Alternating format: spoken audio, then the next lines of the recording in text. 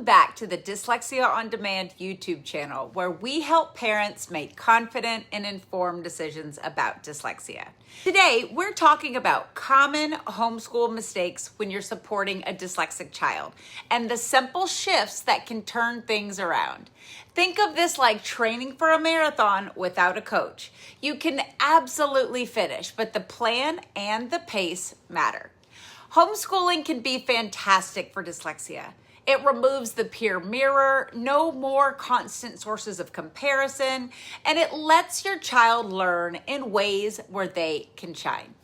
But a lot of families call us when things aren't working and everyone is exhausted. You're not expected to be everything to everyone. You're a parent, not an Orton Gillingham professional. With the right approach, though, many parents absolutely find success. First big pitfall, switching programs like you switch streaming services. Here's the fix. Choose a dyslexia-specific structured literacy program and stick with it. Structured literacy means explicit, systematic teaching of phonology, sound system association, syllable instruction, morphology, syntax, and semantics in a carefully sequenced way. It can feel dry and slow at times, but it's purpose-built for how the dyslexic brain learns. This isn't prime shipping. Results are going to take time. Give a tried and true program space to work its magic and expect the timeline to be longer than you think. For DIY families, two solid options to look at are Logic of English and Barton. Second pitfall is teaching at a neurotypical pace. Slow it down. A neurotypical reader might need just a handful of exposures to a new concept, but dyslexic learners may need dozens, sometimes many dozens, to make it stick. That doesn't mean writing the same letter 500 times. It means regular, short, high-quality reps and bringing past targets back in rotation over and over again. Think overlearning with purpose. Short sessions, consistent practice, and constant review are your friends.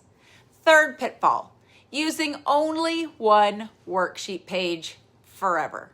Monotony kills momentum. Keep the same skill, rotate the practice. One day, it's a sound tap and tile build. Another day, it's a card sort, a whiteboard race, or building words and reading them in a short decodable. Then, a minute of dictation with sand or textured trays and a few lines from a controlled text to apply the skill in context. Same target, fresh reps. Your motto is low and slow with variety. Fourth pitfall, skipping multisensory or shortchanging it because it feels awkward. Make it multisensory every single session. See it, say it, move it. When you pair a sound with movement and printing, tapping, skywriting, tracing, building, speaking, reading, you're strengthening the neural pathways from multiple angles. Multisensory is not making it cute, it's making it stick. Be intentional so each motion maps to the sound, letter, or pattern you're teaching. Fifth pitfall, not knowing when to call it. You can absolutely change the oil on your car, but if the transmission's grinding, you call a master mechanic.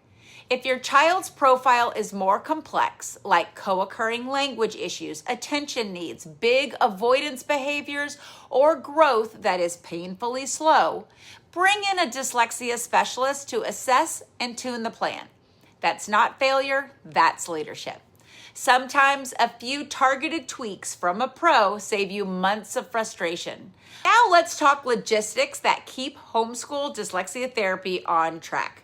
Protect the routine. Give 2 to 5 focus sessions per week, beat a single marathon day. Short, predictable blocks of 30 to 45 minutes keep fatigue and frustration in check, especially for working memory and attention. Data over vibes. Track a set of data points weekly.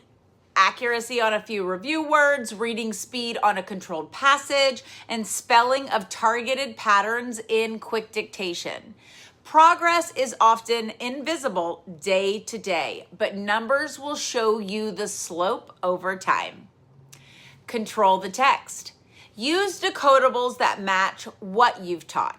If the book demands patterns your child hasn't learned yet, you get guessing, memorizing, and frustration. Controlled text builds confidence and real reading muscle. I want you to separate reading and content learning. Audiobooks and read-alouds let your child access grade-level ideas without tying content to decoding stamina. That preserves energy for the actual reading lesson and keeps curiosity intact. Mind the mindset. Dyslexic kids work hard. Normalize effort, celebrate process, and keep wins visible.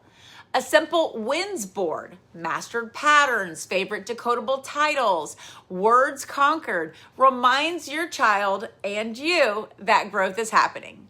And a quick word on accommodations in the homeschool environment.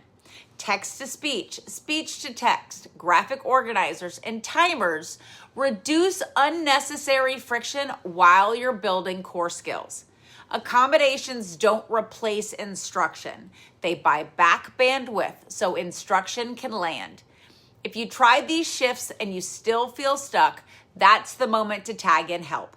A certified dyslexia therapist can evaluate your starting point, adjust the sequence, and set you up with a realistic pace and review plan so you're not reinventing the wheel every week.